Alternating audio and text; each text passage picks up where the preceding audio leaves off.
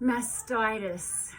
Just saying the word takes me back to really painful memories of my reoccurring mastitis with my 5 children. And today I wanted to share with you some steps that I took that I avoided taking antibiotics, and things that you can do too. Hi Mama, thanks for joining me. This is Tara from Postpartum Nurturing.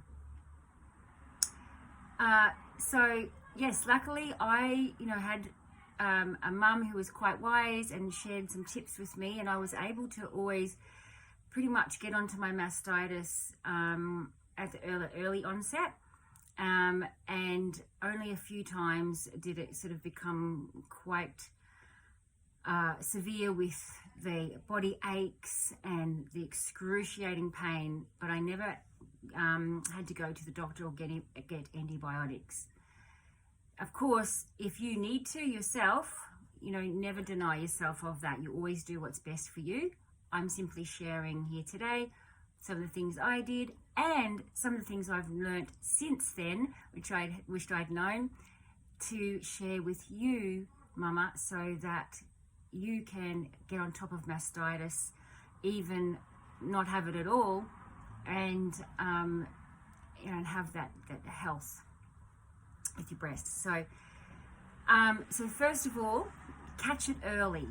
That's very key. So as soon as you feel a change in your body, I got to know my body so well, and I knew that if I woke up with a sore breast, that I needed to act fast. Sometimes it was a sore breast and then the aches would come in, kind of like I was getting a flu, but without the sneezes and cough sort of symptoms, temperature, and that's when usually feeding baby would be really excruciating. So be really in tune with your body, catch the early warning signs of a sore breast, or maybe some like a body ache, like the flu sort of coming on.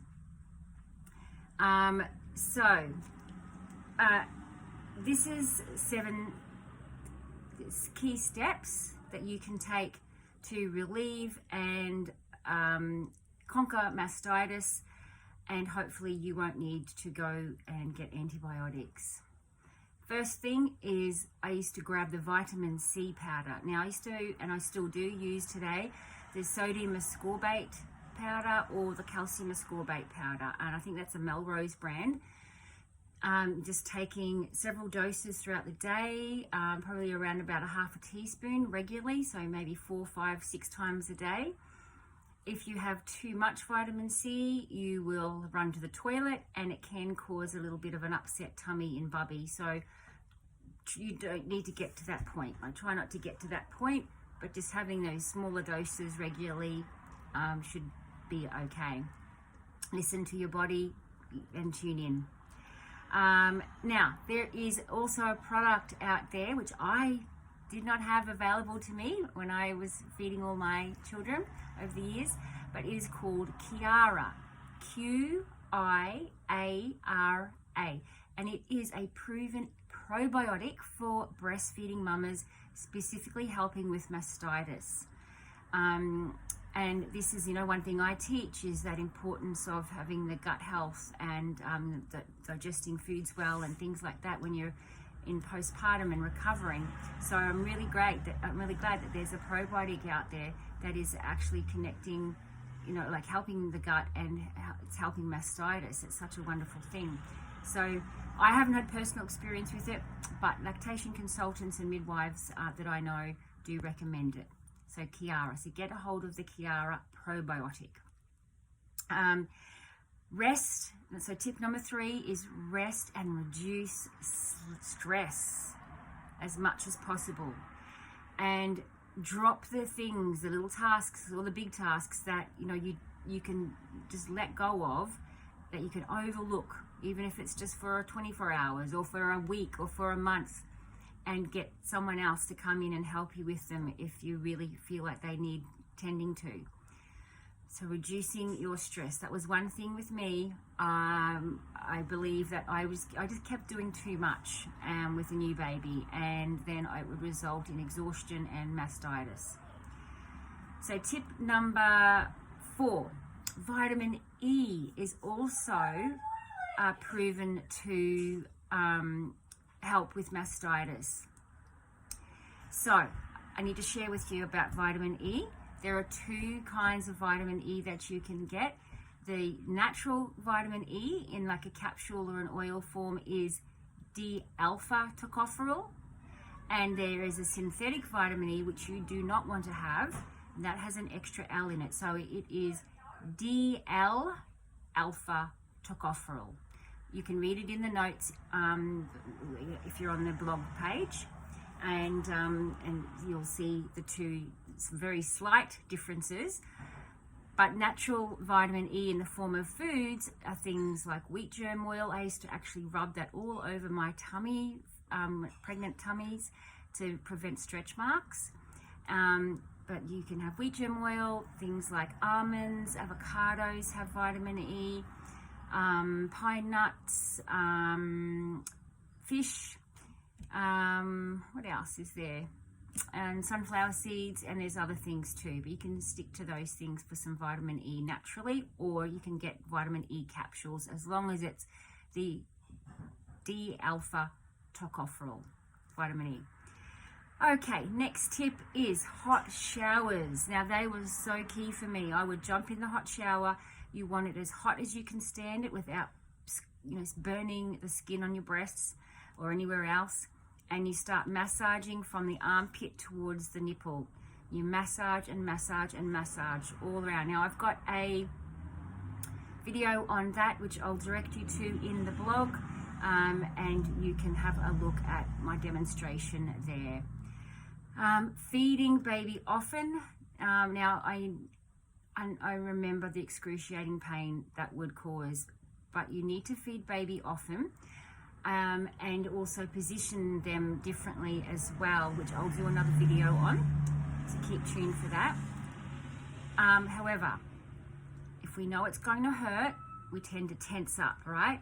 So breathing is really key here. You want to take some deep, slow breaths before you attach baby. So breathing in through your nose and out through your mouth a few times before latching baby on, and then continue to breathe while they're latching and try and relax with that.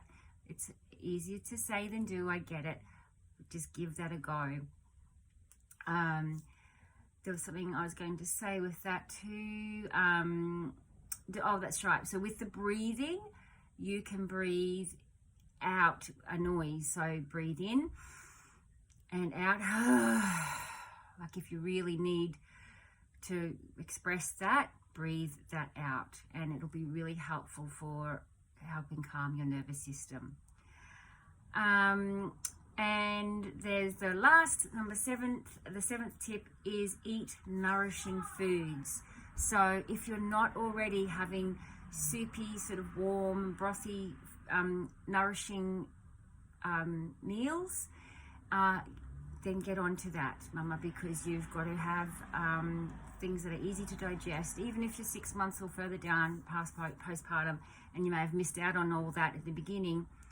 It's never too late. So bring your body back into having this nourishing foods, warm, soupy, brothy. If you're not vegetarian, bone broths, slow stewed meat. But you don't necessarily want to be eating all the meat. You just want to sort of like the juices and things like that at this time when you're healing. And if you want to have more information around that and recipes, then be sure to grab your free guide here, the Mama's Guide to Postpartum Wellness. You'll see the link around there. Grab that for some recipes as well as other tips. So, for some mums, reoccurring mastitis can be the very hard decision to stop breastfeeding. And I get it, because it's really, really painful. And if someone gets it quite often, it's really, you know, it's devastating, because no one wants to have, you know, all that pain.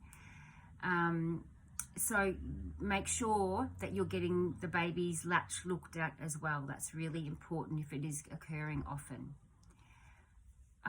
So if you've got any questions, please reach out. I hope that I hope that I have given you some extra tools under your bra, belt, to help you with this, so that you can get onto these things as soon as possible and reduce your chances of having to go onto antibiotics. However, as I said, I'm not a doctor, and you know, my disclaimer is that, you know, if you're I'm not here to tell you to do something instead of medical advice. You need to listen to your body and trust yourself, and if going to your healthcare professional is what you want to or need to do, then make sure you do so, and you talk with them and find out your options, and, you know, and look after yourself, mama.